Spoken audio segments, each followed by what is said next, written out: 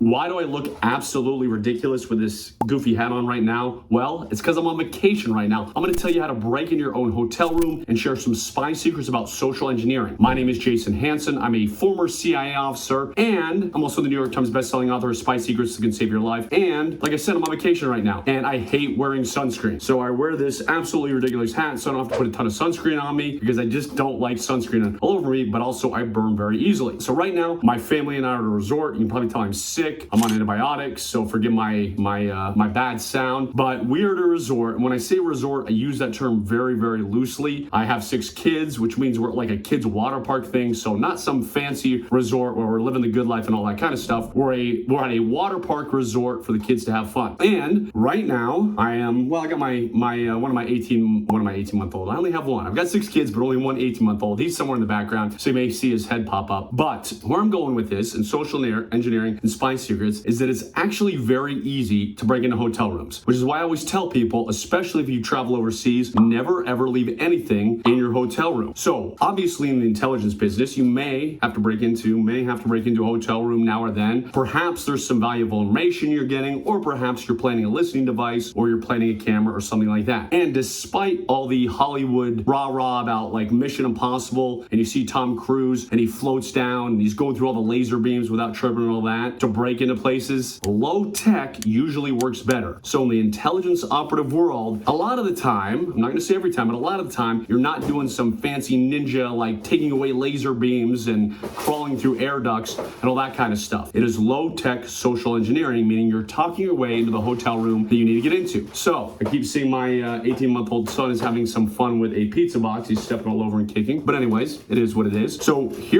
as I said, it's a low tech way of talking your way into the hotel room. So here's how I unintentionally had to break into my own hotel room. My wife brought some of the kids back to the room. She was tired. It was the younger kids, and they fell asleep on the bed. I did not have a room key because, of course, I always ask for 2 room keys. There's a tip there. Whenever you check into a hotel, even if you're by yourself, ask for 2 room keys. You want them to think there's multiple people in the room, because overseas, this is more likely, they'll have somebody on the payroll, meaning somebody who's working for the hotels, tipping them off, or they'll have somebody in the lobby who's looking for especially single women who check in by themselves. So when they say, how many keys would you like? Always request 2 keys. So of course I requested 2 keys, but one of the kids had them. It vanished somewhere in our hotel room. I have no idea where it ended up. So when they had 1 key, my wife had it, when she brought the younger kids back, take a nap. Well, I'm coming back to the room with the older kids. I'm not gonna lightly try not to wake everybody up. And by the way, I don't have my cell phone. I don't have anything on me because we're at the beach and everything. So I'm knocking a little louder, nobody's answering, nobody's out. Finally, I'm knocking louder. Okay, I'm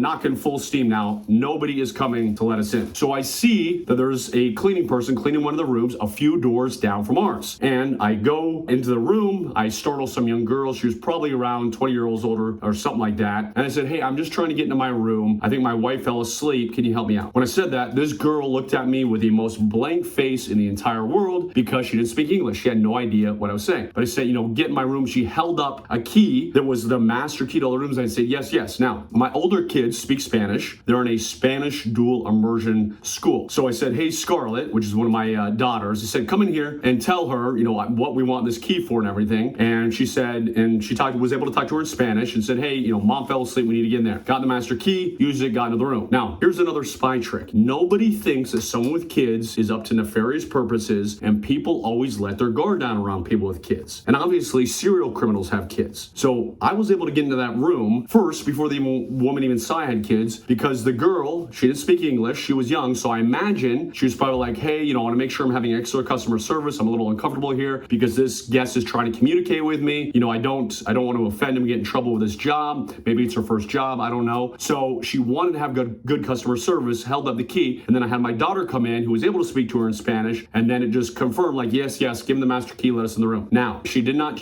come in the room. She did not make me verify it was my own room. And I've done this in more than one hotel. Like I said, this time it was unintentional. I didn't mean to do it, but I've social engineered my way into other hotel rooms, mostly for training purposes. And it is just not that hard. So please do not leave anything valuable in hotel rooms. It is super easy. And everybody always says to me, and I bring this up, is, that's never going to happen in the super fancy hotels. It only happens in the dumpy hotels. Well, I'll admit, I'm not a super fancy guy. So when it comes to high-end hotels for me, the Holiday Inn is about as fancy as I'm going to get. I got buddies who do very well for themselves. They're at the Four Seasons, or at the, the Ritz-Carlton or whatever, but I'm a Holiday Inn type of guy. guy. However, even if you stay at those uber fancy hotels, those are actually easier to get into because they are so serious about customer service. They don't want to ask anything to offend anybody. Whereas the dumpy motels, the Motel 6s, I mentioned before, is they don't care about customer service. Like, we don't care if you get bed bugs. We don't show us everything. We want to verify, show us your 20 IDs. So every hotel is vulnerable. Do not do anything illegal that you shouldn't have. Do not leave anything important, especially if you go to Paris, China, pretty much every country, but don't leave anything important there. And now you know how to get into hotel rooms if you're a spy. It's not by crawling through the air duct. It's not coming out the,